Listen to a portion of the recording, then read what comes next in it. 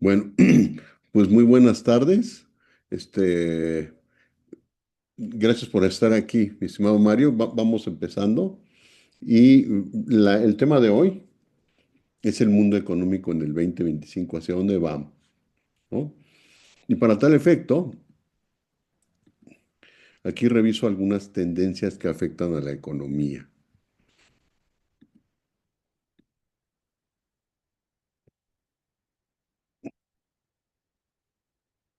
Una de ellas,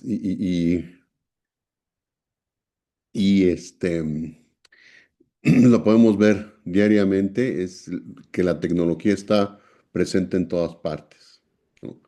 La, la IA, la automatización, la robótica están integradas en casi todos los sectores y prácticamente todos. Desde la producción industrial hasta la educación, tecnología redefine cómo trabajamos, consumimos y nos relacionamos. Por ejemplo, Amazon opera con más de prácticamente tres cuartos de millón de robots junto a millón y medio de empleados. Y eso tiene un impacto, un incremento de productividad, pero también genera diversos desafíos. Hiperpersonalización selectiva. Productos y servicios se diseñan cada vez para nichos más específicos, basados en datos predictivos y preferencias individuales. Fenómenos clave: personalización tribal, hedonista y predictiva. Implicación: cambios en el marketing, salud, educación y consumo. Esto pues ya se ve desde hace algunos años, cómo ha cambiado la forma en la que la gente vive su vida. Siguiente, refronterización sistémica. Aunque el mundo esté interconectado, hay una tendencia a redefinir fronteras geográficas, identitarias e ideológicas. Por ejemplo, las políticas migratorias en Estados Unidos son cada vez más rígidas y en Europa también lo empiezan a hacer. Incluso ya ha habido ciertos movimientos para regresar a ciertas comunidades a sus países de origen en Dinamarca, por ejemplo. ¿Y cuál es el resultado de todo esto? Polarización política y tensiones sociales ya muy evidentes. Reordenamiento polarizante. Las brechas entre clases sociales, regiones y visiones del mundo se amplían. Hay una lucha entre concentración de poder económico y demandas de redistribución.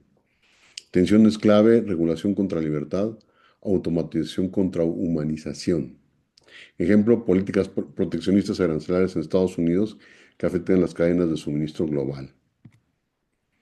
Sostenibilidad holística es otro aspecto a considerar. La conciencia ambiental se traduce en cambios estructurales: energías limpias, economía circular y presión sobre corporaciones para adoptar prácticas más responsables. Impulso: jóvenes consumidores y regulaciones internacionales. ¿Cuál es el desafío? Equilibrar crecimiento económico con impacto ecológico. Y eso ya tiene un rato y no se ve que vaya a cambiar para bien. Será para bien, pues. Datocracia sagaz. Los datos son el nuevo poder. Gobiernos y empresas toman decisiones basadas en algoritmos, lo que plantea dilemas éticos sobre privacidad y equidad. Y hay ejemplos de ello ya en la red. En DW hay circulando un video que habla acerca de la cantidad tan grande de datos que manejan empresas como eh, Amazon. Digo que le sirven para posicionarse en el mercado, para pues estar más al pendiente de las tendencias que hay de los posibles consumidores, pero también puede llegar a ser algo eh, que traiga mucha preocupación para los gobiernos y para la gente. Ahora bien, ¿qué debe analizar una organización de servicios en el entorno económico actual? Y debe revisar algunos aspectos que en este momento vamos a comentar, porque definitivamente hay que ver hacia el mercado para ver dónde estamos parados, ¿no? Lo he dicho prácticamente en todas las sesiones que hemos tenido por acá, que es indispensable ver. Y entre ellos tenemos indicadores macroeconómicos. Por ejemplo, en México el crecimiento del PIB se estima en apenas 1.4%, lo que implica menor dinamismo en la demanda. La inflación se mantiene cerca del 3,8%, pero afecta el poder adquisitivo de los consumidores. Las tasas de interés, aunque han bajado, sigue siendo alta, lo que complica y encarece el financiamiento. Aquí tenemos más o menos cuál es nuestro Producto Interno Bruto, 1,85 billones o trillions de dólares en el año 2024. Lo estamos comparando con Brasil y Canadá. Comportamiento del consumidor, menos ingreso disponible, la desaceleración del empleo formal reduce el gasto en servicios no esenciales, mayor demanda de financiamiento, los hogares recurren más al crédito para mantener su nivel de consumo, preferencia por servicios digitales y personalizados. La digitalización sigue siendo clave para atraer y retener clientes. Aquí tenemos el ingreso corriente promedio mensual del 16 al 24 por deciles. El decil 1 es el más bajo y el decil 10 es el más alto. Em, y aquí tenemos en el 1 que está ahorita en 5,600 prácticamente contra 4,104 que estuvo en el 2016. En el 5 tenemos el más alto que es el de 18,103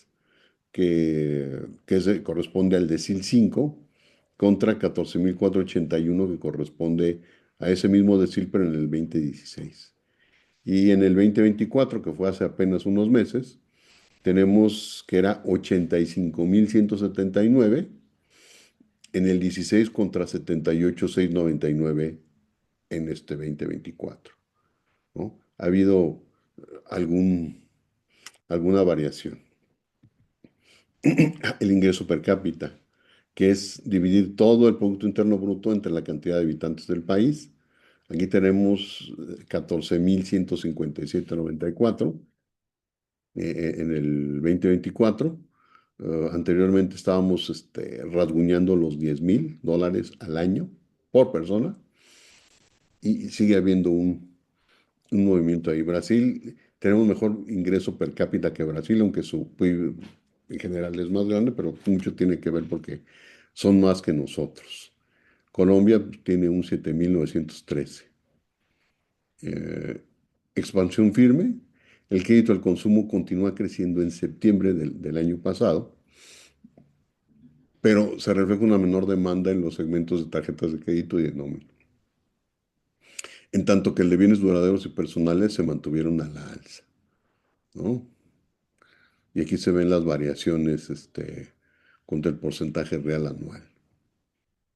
Factores externos, volatilidad del tipo de cambio afecta costos operativos y precios finales. La política comercial de Estados Unidos se complica por los aranceles que impone el presidente Trump y tensiones geopolíticas que generan incertidumbre en inversiones. Aquí tenemos al día de hoy el tipo de cambio, 18,47 contra $1, y podemos ver que en el último año cómo se ha estado moviendo el tipo de cambio. Ahorita está un poquito más decoroso, ¿no? Y que tiene un impacto sobre las operaciones internacionales. Oportunidades sectoriales, nearshoring. La relocalización de empresas hacia México abre oportunidades para servicios logísticos, financieros y tecnológicos. Turismo y salud, sectores con crecimiento destacado dentro de los servicios. Y ahorita lo comentaremos. Digitalización y automatización, así como plataformas digitales, permiten escalar operaciones y reducir costos. Aquí tenemos los 10 estados con mejores condiciones para el nearshoring. Está Coahuila, Nuevo León, Tamaulipas, Yucatán, Aguascalientes, Baja California Sur, Sinaloa, Jalisco, Colima y el estado de Morelos, ¿sí? Son los que tienen mejores condiciones para el nearshoring y habrá que aprovecharlas. Eh, Aquí tenemos los destinos clave para el turismo médico. Algunos se repiten, no todos, pero aquí tenemos. Baja California Sur se repite en ambos mapas. Eh, Sonora no está, Chihuahua tampoco. En el otro, aquí sí lo tenemos para turismo médico. Coahuila no se considera, pero Nuevo León sí, y Tamaulipas, así como San Luis Potosí. Jalisco aparece en ambas listas. El estado de Puebla y la Ciudad de México, así como el estado de Yucatán y Quintana Roo para turismo médico. Y aquí algunos datos, ¿no? El turismo médico en México es una fuerza económica que ha logrado posicionar al país en el mapa global de la salud. Tenemos excelentes profesionales de la salud. De acuerdo a esta investigación que hizo Deloitte, proyecta que el valor podría cuadruplicarse para el 2030, lo que representa una gran oportunidad para consolidarse como líder mundial en este ámbito. Ahí está Nuevo León, médicos especialistas certificados, arriba de los 9,500, Guanajuato arriba de los 4,500, Querétaro casi 2,300, San Luis 2,362, cerca de los 2,400, Aguascalientes 1,441. ¿Cuáles son las especialidades más populares? Cardiología, cirugía estética, oftalmología, oncología y odontología. 1,2 millones de visitantes extranjeros por turismo médico al año. México es el segundo destino de turismo de salud a nivel mundial. Podría ser el primero, y seguramente. Ahorros entre 35 y 85% en procedimientos quirúrgicos y un crecimiento anual promedio del 33,7% entre el 2013 y el 18. Visitantes de Estados Unidos representan el 70% del ingreso en el país. Tiene sus ventajas estar al sur de los Estados Unidos. Eh, Top 15 de destinos turísticos en el mundo. Primero está Francia, España, Estados Unidos, Italia, Turquía. Sexto, México, lo cual es bueno. Personalmente considero que si el nuevo aeropuerto de la Ciudad de México se hubiera construido, quizás estaríamos no en el primero, pero posiblemente en el cuarto, ¿no? Peleándole con Estados Unidos por lo que iba a representar. Pero bueno, esa es otra historia, diría la nana Goya. ¿Qué estrategia se recomienda para una empresa de servicios? Optimización operativa, reducir costos sin sacrificar calidad, innovación en servicios, adaptarse a nuevas necesidades del mercado, diversificación de ingresos, explorar nuevos nichos o segmentos, una gestión financiera prudente, mantener liquidez y evaluar riesgos de inversión y capacitación de personal, adaptarse a nuevas tecnologías y demandas del mercado. Ahora vamos con las empresas de manufactura. ¿Qué hay que analizar para una empresa que produce bienes físicos en el entorno económico actual, 2025? Esto es lo que debe revisar. Igual, entorno macroeconómico y ambiente global, crecimiento global y riesgo recesivo. La economía mundial se desacelera con un crecimiento estimado del 2,3% por debajo del umbral de 2,5% asociado a fases recesivas. Situación de México se enfrenta a un posible crecimiento en la producción, menos 1,3 en 2025 con recuperación esperada del 0,6% en el 26. En cuanto a perspectivas nacionales, el crecimiento del PIB mexicano en 2025 será moderado, entre 0,5 y 1,5%, con proyecciones de recuperación entre 1,8 y 2,8 en el 2026. Aquí tenemos el crecimiento mundial, eh, tenemos las economías emergentes en rojo y entre ellos está China y la India, ¿no? Que son las que más han crecido porque tienen una población enorme, más de 1,400 gentes por país al año. Digo al año, en total de su población, que viene siendo como 10 veces la población de nosotros. Las economías avanzadas pues están pasando momentos complicados en cuanto al crecimiento y, y ya tiene tiempo. Comercio internacional y política arancelaria. Aranceles protectores.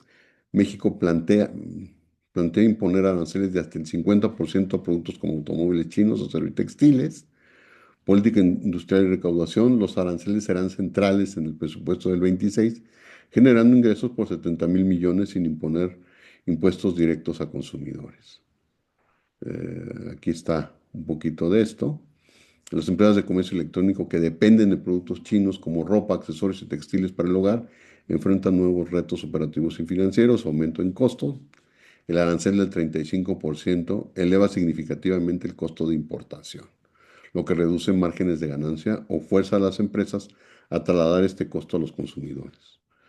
Por ejemplo, una camiseta importada de China que antes te costaba $10, ahora puede enfrentar un arancel de $3.5 por unidad y esto afecta a la competitividad, cumplimiento de requisitos no arancelarios, además del arancel. Las importaciones textiles deben cumplir con normas mexicanas sobre etiquetado, composición de materiales y seguridad.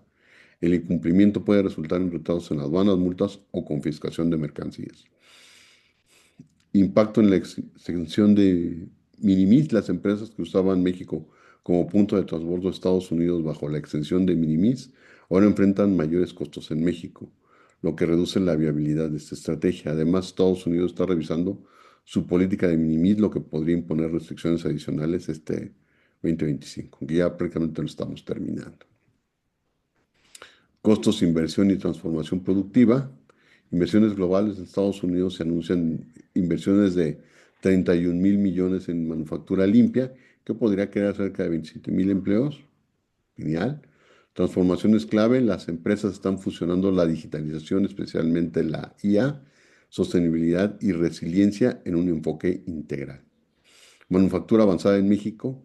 Nuestro país se consolida como joven automatización, robótica e industria, con énfasis en sectores automotriz, aeroespacial y electrónico. Y esto ha sido un camino que felizmente ha venido evolucionando al paso de la última década, un poquito más, los últimos 15 años.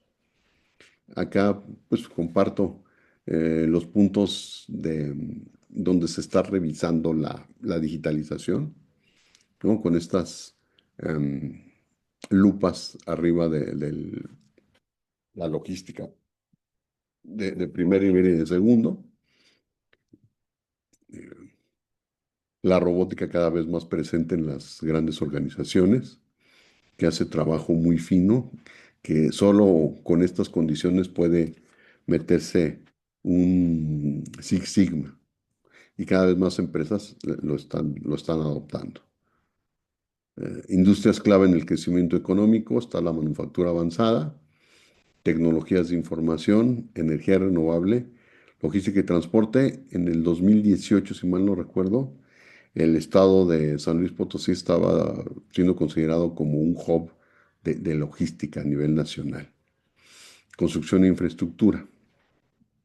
Y aquí vemos que México se ha estado consolidando, a pesar de muchas cosas. Yo creo que podría hacerse mejor, pero bueno, ahí, ahí se está moviendo el país. Tecnologías de información, bueno, ya es tradicional que desde hace desde los 80 medios, México ha estado creciendo en este aspecto, ¿no? Y hay mucha tecnología de información en el país, desarrollo de software fundamentalmente. Tenemos empresas como Softec, que tiene presencia incluso en la India, y aquí son los amos y señores del mercado. Energía renovable. Por compromisos internacionales, México ha incrementado la inversión en fuentes limpias, como solar, eólica y geotérmica. Generación distribuida y parques solares están creciendo rápidamente al norte y centro del país, ¿no? En cuanto a logística y transporte, la posición geográfica de nuestro país es fundamental para que esto sea posible. Los tratados comerciales como el TEMEC siguen atrayendo inversión en infraestructura logística, centros de distribución y soluciones de último. Construcción e infraestructura, demanda de parques industriales, vivienda urbana y obras públicas sigue en crecimiento. Eso se traduce en mayores oportunidades para desarrolladores y proveedores del sector de la construcción. Eso está muy bien. Aprovisionamiento, cadena de suministro y nearshoring, reducción de dependencia de China. Hay cada vez más nearshoring como estrategia para diversificar fuentes y reducir riesgos derivados de políticas de origen.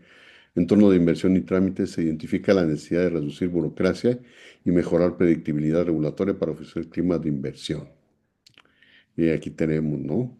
La inversión de China a México a lo largo del 22 aumentó un casi 50% frente al 21, ¿no? Y aquí se ve. Dinámicas sectoriales y mercado laboral, desempeño sectorial. La actividad manufacturera en México mantiene signos mixtos, variaciones mensuales positivas, un crecimiento del 0,6%, pero en promedio anual hay una contracción del 0,4%. El sector manufacturero dominado por pymes representa casi el 40% del empleo y 20% de ingresos del sector, aunque enfrentan incertidumbre derivada de cambios políticos. Aquí tenemos, ¿no? Empresas de la industria manufacturera en México, de poco más, de casi 633,000 empresas, 8,4 más que en el 18, 5 años antes. Por tamaño de empresa, las micros es de 0 a 10 empleados, son casi 596,000, pequeñas de 11 a 50, estamos hablando de poco más de 23,600, mediana de 51,250, estamos hablando de 8,500 empresas, y grandes 4,903, de 251 empleados en adelante, ¿no? Estos son datos del 24. O sea, está muy fresco. Si esto fuera tinta, pues todavía tendría las manos manchadas de tinta, ¿no? Marco político regulatorio de acceso a financiamiento, contexto fiscal.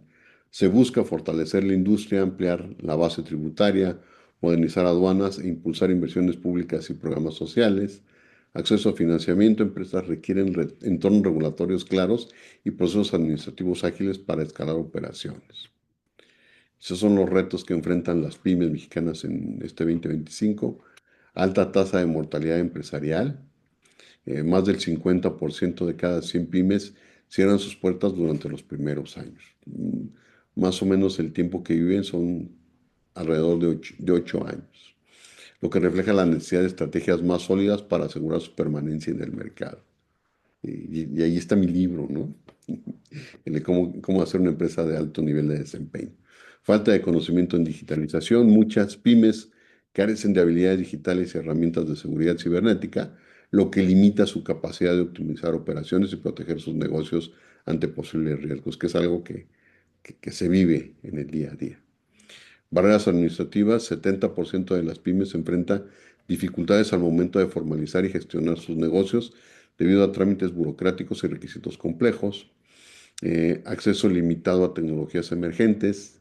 Aunque las microempresas representan el 95% de las compañías ya a nivel total, solo el 19% cuentan con acceso a equipos de cómputo, lo que dificulta su incorporación a la economía digital.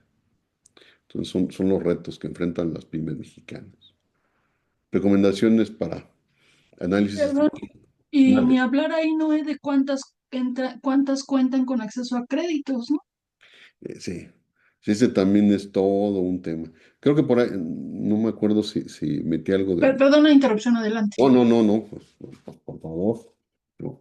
¿Qué recomendaciones tenemos para análisis estratégico? Monitorear tasas de crecimiento global y local, así como pronósticos de PIB y la inflación. Evaluar impacto de aranceles sobre costos de insumos importados, márgenes de exportación y precios internos. Considerar inversiones en automatización, IA, así como tecnologías verdes como palanca de competitividad, diversificar cadenas de suministro mediante nearshoring o alternativas a proveedores asiáticos.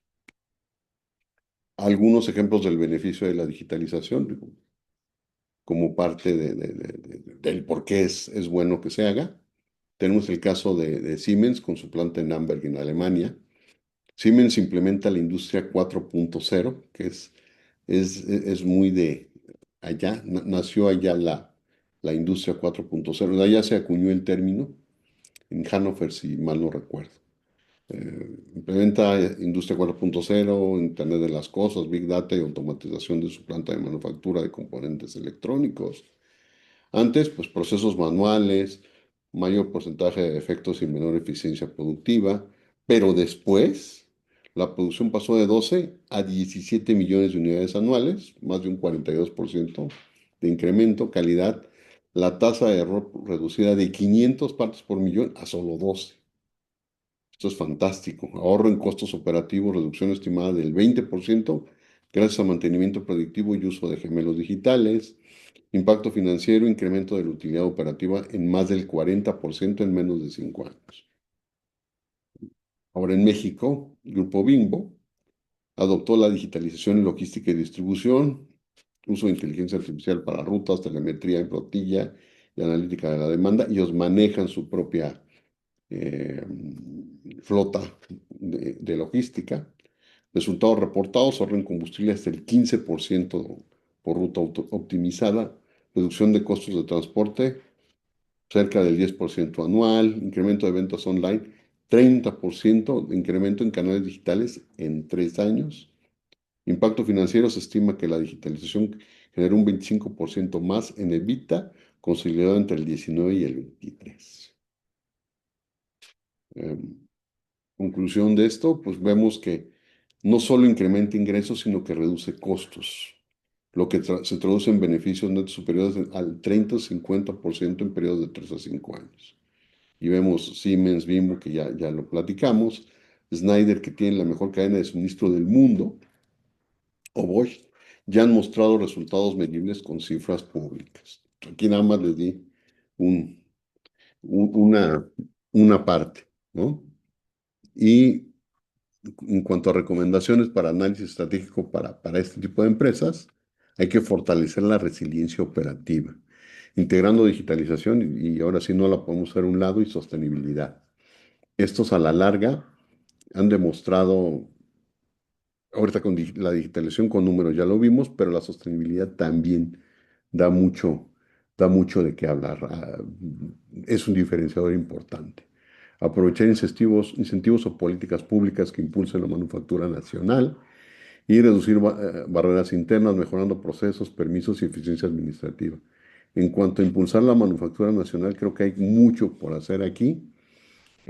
Todavía no se tienen maduros como que muchos procesos. Hay cosas que bueno, hay que mejorar, repito, pero el ejemplo que tenemos en la industria aeroespacial y en la industria automotriz creo que nos puede dar una idea muy clara de las posibilidades que pudiéramos tener en México para esos sectores.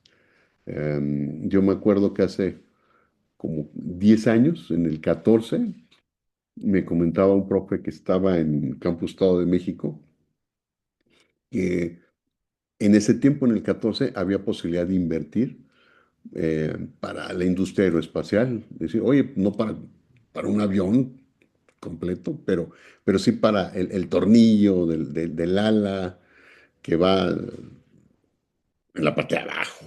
Sí, ¿no? O sea, de a poco se ha venido avanzando, ¿no? Entonces yo creo que sí, sí es posible todo esto. Ahora sí, preguntas, comentarios. Gracias por estar aquí. Creo que se me hizo buena la pregunta de Laura. Ujú. Sin temor a equivocarme, Laura, ¿eres la accesibilidad a créditos en pymes? ¿Eso fue lo que entendí? Sí. Sí, vaya, es que ya cuando hablas a nivel nacional de cómo está conformada, cómo juegan las pymes a nivel nacional, ya no solo sectorial, dices, oye, está diciendo, no, y no tienen acceso a equipos de cómputo para pasar a la digitalización, para modernizarse, para ahorrar, para todos estos temas, para estar más a la vanguardia, pero además tampoco tienen acceso a crédito, ¿no? Es el mundo del manejo en efectivo o el crédito es informal. Cuando yo trabajaba en el banco, por muchos esfuerzos que se hacían para atraer a las pymes, pues toda la normativa que se pide para que el banco siga siendo solvente y para todo lo que trae detrás, ya olvídense de las utilidades, sino para todo, cumplir con toda la normativa, pues eran muy pocas de todos los que se presentaban a pedir crédito, a los que se les otorgaba. Fíjate, qué curioso tu comentario. Acabo de leer, sin temor a equivocarme, esta semana, alguien sacó un post precisamente en una publicación en LinkedIn hablando de eso y me llamó, no sé, o a lo mejor fuiste tú o alguien de los del equipo, pero me llamó tanto la atención que me clavé en algo bien sencillo. El, el- el- un crédito aquí, si tratas de obtenerlo a través del banco, te dan una ensartada de 30%, ¿no? De intereses. Cuando tú lo equiparas contra un crédito en Estados Unidos, pero el mismo nivel de empresa, el 3-4%, ¿no? Entonces, es muy usurero, inclusive decía la nota, y dije, bueno, sí es cierto, ¿no? Inclusive ahorita que estaba leyendo todo esto del Producto Interno Bruto, México no quiere llegar arriba porque no realmente sus políticas públicas están muy pobres, ¿no? De hecho, lo hemos visto y Mm, más dentro de los 7 años que han pasado hasta la fecha, ¿no? Del nuevo partido político, ¿no?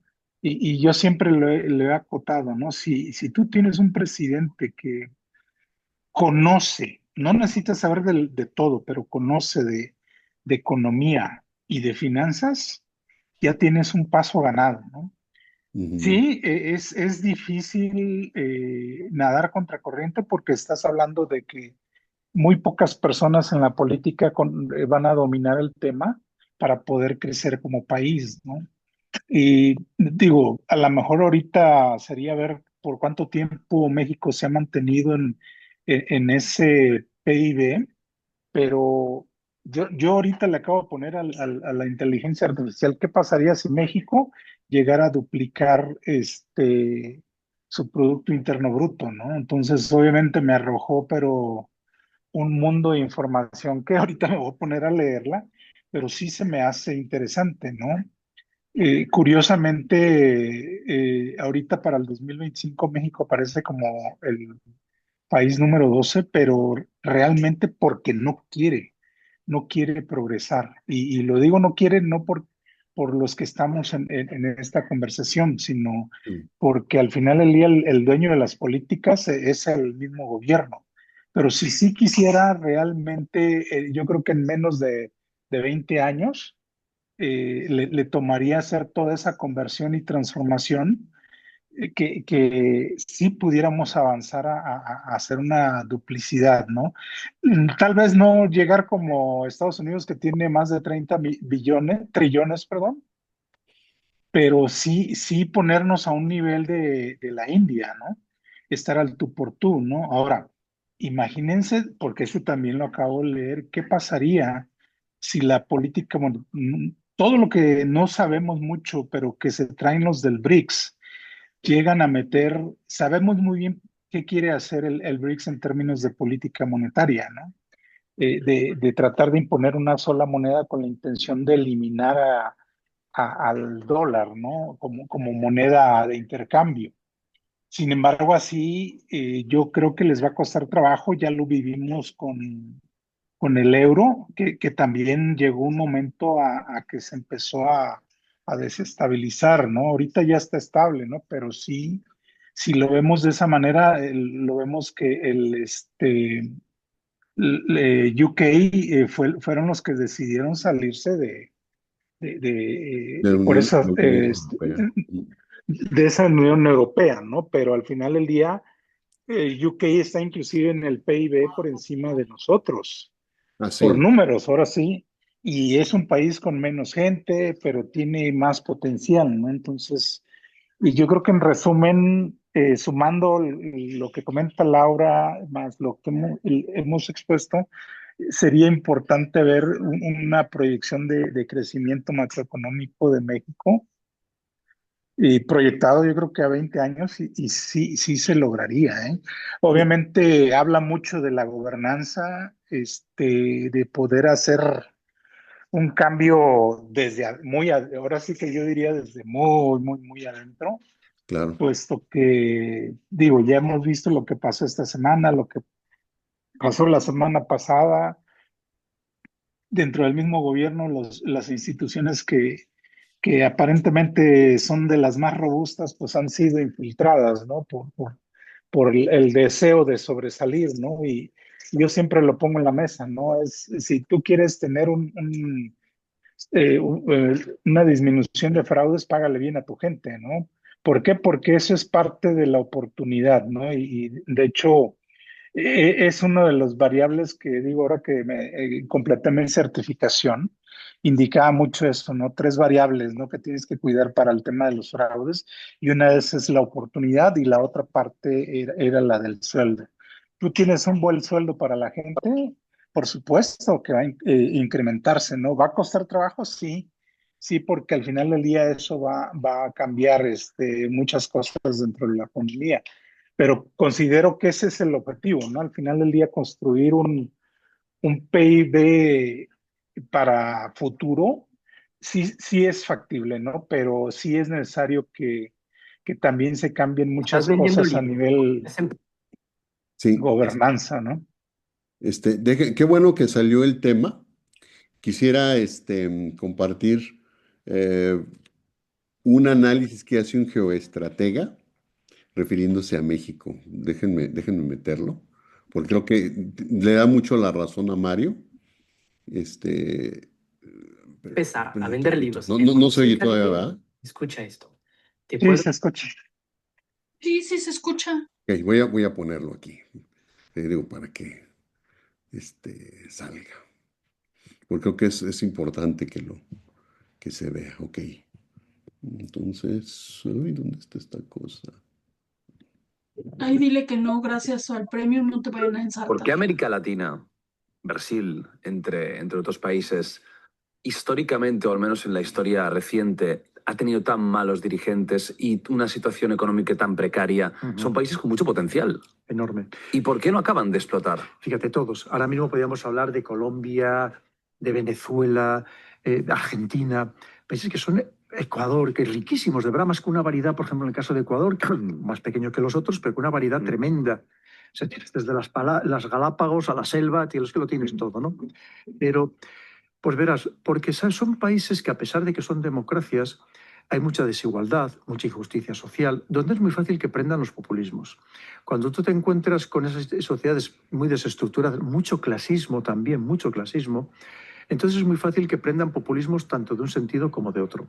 Y vemos que además son países que van dando muchos bandazos. Lo mismo se arriman a la izquierda, que vuelven otra vez hacia la derecha, que no acaban de encontrar una gran estabilidad. Porque les falta lo que te decía antes que está intentando Xi Jinping, les falta crear esa gran clase media, que al final es lo que da la verdadera estabilidad a los países. Pero efectivamente, como ricos, infinitamente ricos. Tú piensas que, por ejemplo, solo el caso de Venezuela, si lo unimos las breas pesadas, puede llegar a tener el 25% de todas las reservas probadas de petróleo del mundo. Y además ahora están descubriendo nuevos yacimientos, por ejemplo, en la zona de las Guayanas, incluso en yacimientos offshore, incluso de petróleo de calidad. Pero es que Colombia te pasa igual. Pero riquísimos ya no solamente son en energía, en recursos minerales, en oro, ¿sabes? Hay mucha minería informal que se aprovecha precisamente con verdaderos ejércitos privados que se aprovechan de todos estos recursos minerales. También es verdad que Estados Unidos tampoco nunca ha permitido que existieran regímenes, digamos, estables. Tenemos el caso de Colombia, que ahora le preocupa mucho a Estados Unidos, porque pensemos que es la primera vez que hay un gobierno de izquierdas en Colombia, donde Estados Unidos tiene intereses máximos, tiene bases militares, tiene bases de escucha estratégica, le sirve para controlar el canal de Panamá y evidentemente no puede permitir que quien esté en el poder se le salga un poco del control de sus manos, ¿no? Y seguramente Petro, por muchas de las cosas que ha prometido, el nuevo presidente de Colombia, muchas de las cosas que ha prometido no las podrá cumplir precisamente por las presiones que ya está recibiendo de Estados Unidos. ¿Crees que va a cambiar algún día la situación y que Latinoamérica va a tener dominancia o países de dominancia real?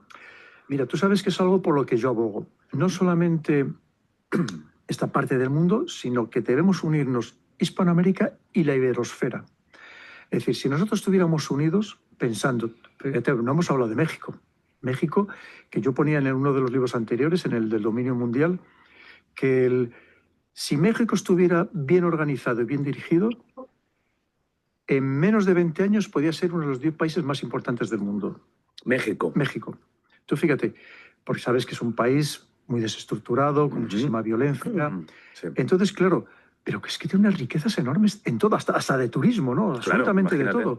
Con una pujanza demográfica que no tiene otros países del mundo. Pues fíjate, Claro, ¿qué sucede? Lo primero es que tú piensas que, por ejemplo, en el caso de México, si México fuera eso que te estoy diciendo, ¿a quién le haría sombra? A Estados A Unidos. Estados Unidos, Claro. evidentemente.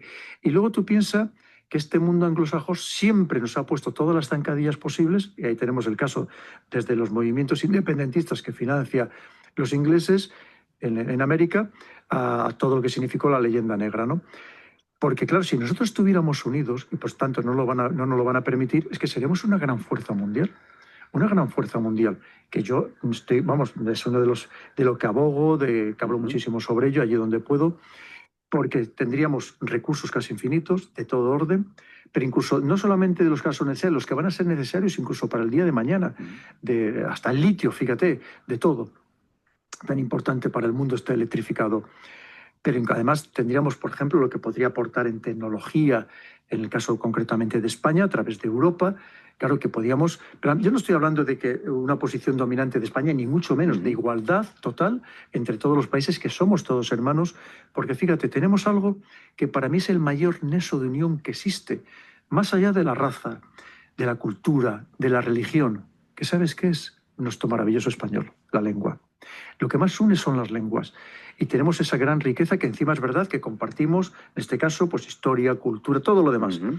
Y de hecho, como te pasa a ti, nos pasa a todos, cuando vamos a esa parte del mundo, yo me siento en mi casa. Sí, claro. Yo me siento más extraño en muchos países de europeos que en esos países. Yo llego y me siento en mi casa. Sí. Y la prueba está que tenemos una inmigración, quitando el tema de las bandas, que bueno, que después de todo no deja de ser minoritario, pero tenemos una inmigración hispanoamericana que cuando viene aquí al día siguiente están integrados, absolutamente integrados. O sea, lo que no sucede ni siquiera con los chinos, porque los chinos se incorporan a las sociedades, pero no se integran a las sociedades, siguen haciendo su vida. Pero en cambio, cuando aquí te viene un hispanoamericano, o llamémosle latinoamericano, que a mí no me gusta la palabra hispanoamericano, que es otro invento francés, pero que al día siguiente están absolutamente integrados, y ves matrimonios mixtos, es lo más normal y lo más natural del mundo. Y además es que tiene que ser así, porque somos hermanos todos nosotros. Pero claro, el problema es que no nos van a dejar precisamente que tengamos esa unión, ni siquiera les dejan tener esa unión dentro de ellos mismos, como estamos viendo. Que siempre hay, sea por ideas, cosas políticas, por cuestiones económicas, siempre parece que tienen que estar enfrentados también entre ellos. Y es un gran error, porque evidentemente unidos tendríamos una fuerza enorme. Pero lo que te digo, insisto, es que no nos van a dejar. ¿Cómo? ¿Qué les parece? Buenísimo. Fíjate que estamos Claro. unidos, bueno, nosotros no lo decidimos, pero ustedes saben que está el dichoso este grupo, ¿cómo se llama? Grupo que al final del día está liderado por Brasil, pero no deja de ser un grupo para llevarle la contraria a lo que es el imperialismo, ¿no?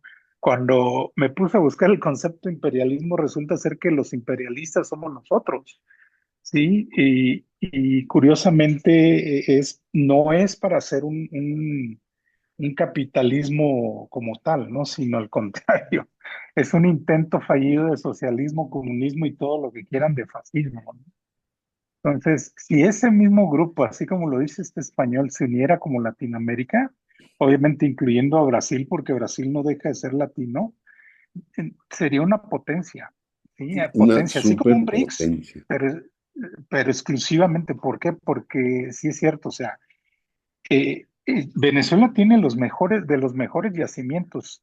Creo que llegó a estar en el segundo lugar a nivel mundial de yacimientos y pudiera ser que lo siga estando, pero como no se deja explotar, pues lógicamente está perdido, ¿no? Ujú.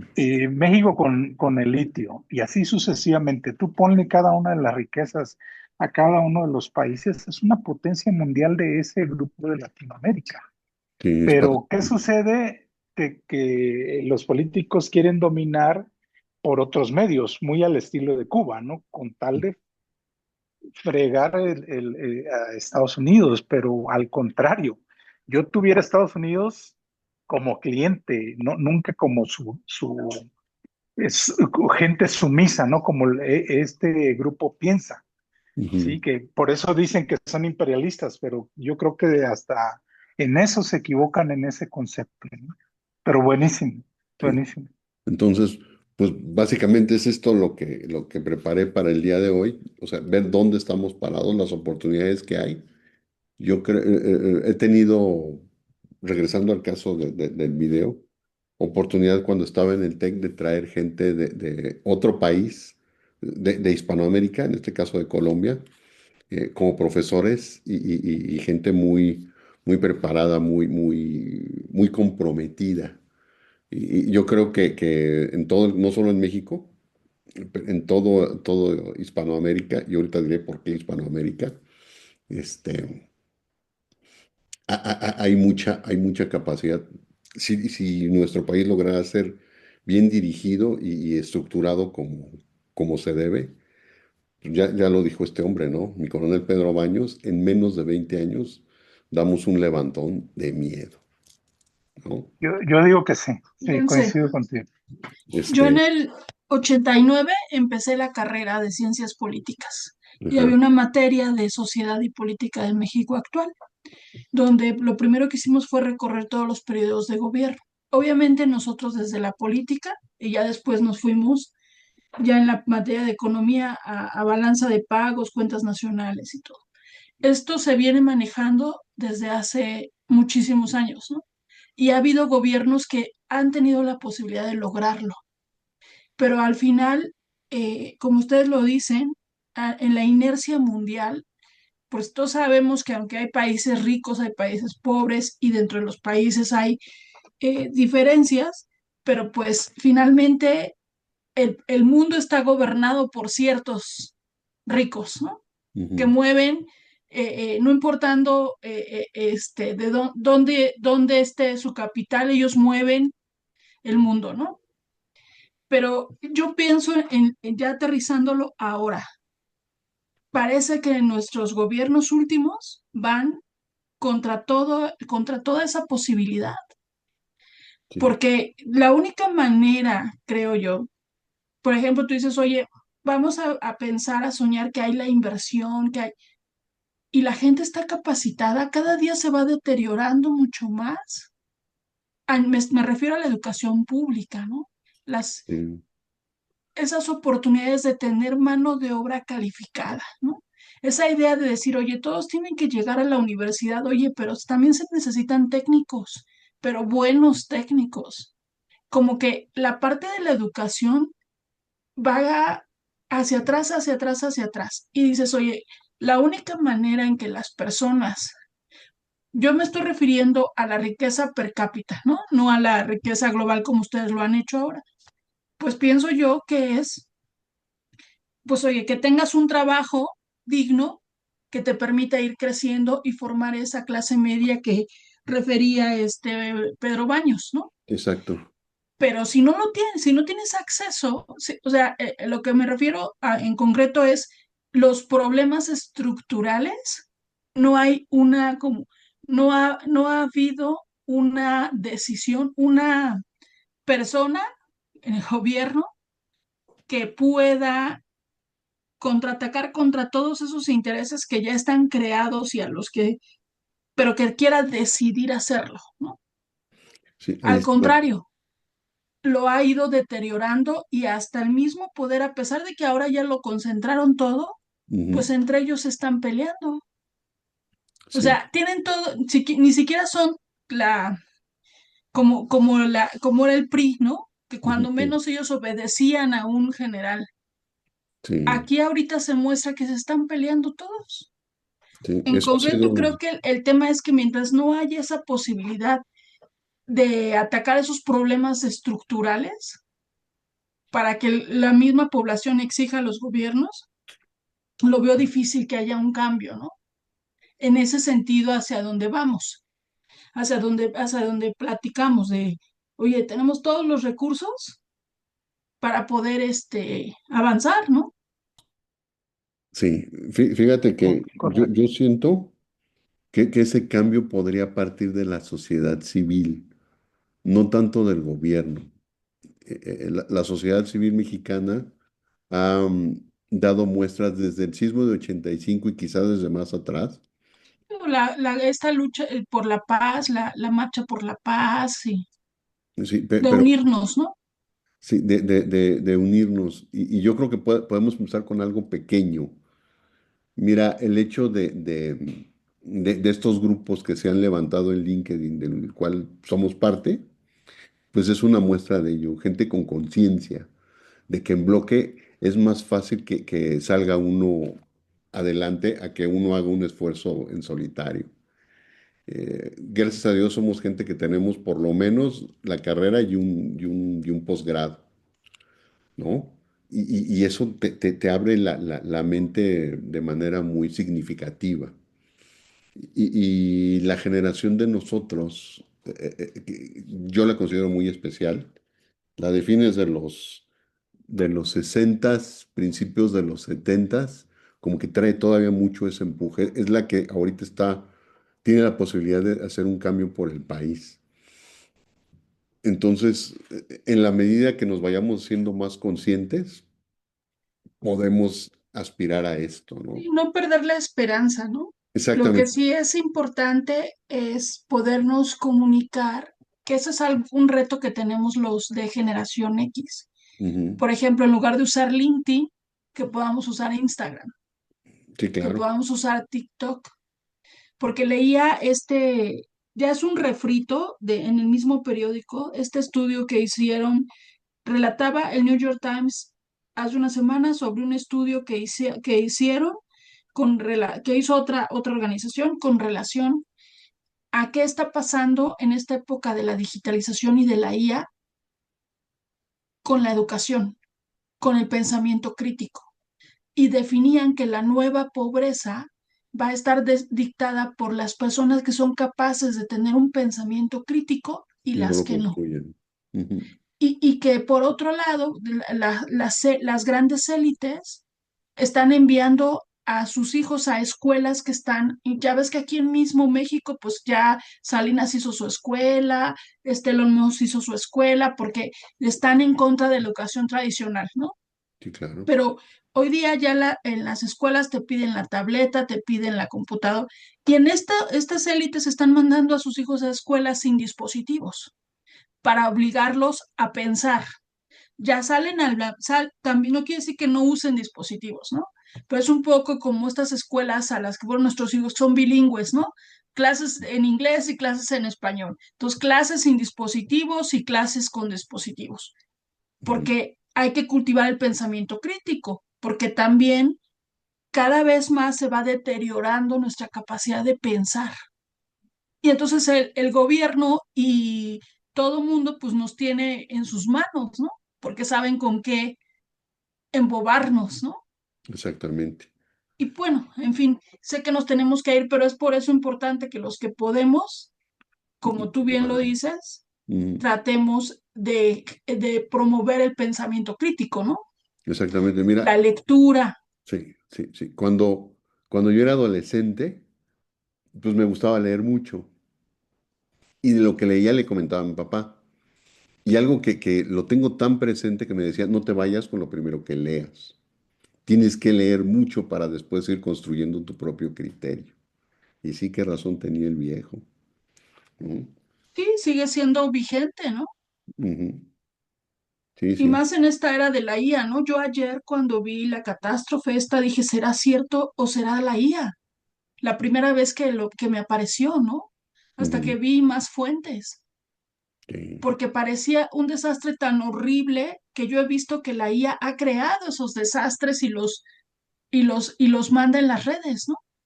Bueno, Y alguien, nada, no la IA, sino alguien maldoso y lo lanza, ¿no? sí. correcto. De alguna forma, la tecnología está omnipresente, ¿no? Es otro ejemplo de esto que acabamos de comentar. Sí, sí, y además no podemos ir en contra, ¿no? No, Pero tampoco quiere decir que no lo complementes, ¿no? O sea, sí, por usar la supuesto. tecnología no quiere decir tú no vas a pensar, todo te va a hacer la tecnología, ¿no? Tú Exactamente. no te vas a Cor- mover. Digo, porque correcto. antes barríamos y te movías, ahora ya hay un robot que te barre, ¿no? Y sin que tú te muevas. Hasta en Exactamente. ese sentido, ¿no? De activarte. Exactamente. Digo, ya Excelente. Muchas vamos a hablar. gracias, Noé. No, no, no, al contrario. ¿Querías comentar algo, Mario? No, no, que está todo excelente, la verdad. Ya hasta te iba a preguntar, ¿vamos a continuar una segunda sesión con el tema parecido o Ah, te vas a mira, brincar qué a bueno, microeconomía? qué bueno que lo comentan. Estoy procurando darle un mayor poncha a este esfuerzo que llevo ya prácticamente todo el año haciendo. Y y ya desarrollé un temario de aquí a fin de año, ¿no? Obviamente estar tocando estos temas, para la semana que entra, si Dios lo permite, estaremos viendo, este, planeación financiera estratégica en tiempos de incertidumbre. La siguiente sería nearshoring y cadenas de suministro en México, entre Está otras. buenísimo el tema que viene. Sí. Ojalá no haya mucho tráfico y alcance yo a llegar. Es que los jueves ando en la hermana República de Cuautitlán. Igual, en otro momento podemos tener, hacemos un espacio para que algún tema que nos llame más la atención, pues lo platiquemos aunque sea media hora, porque creo que es bueno esto, ¿no? Sí, sí, sí. Excelente. Pues bueno, muchas gracias a todos y buenas noches. Muy buenas noches, gracias por estar acá. Gracias, buena noche. Gracias. Bye. Bye.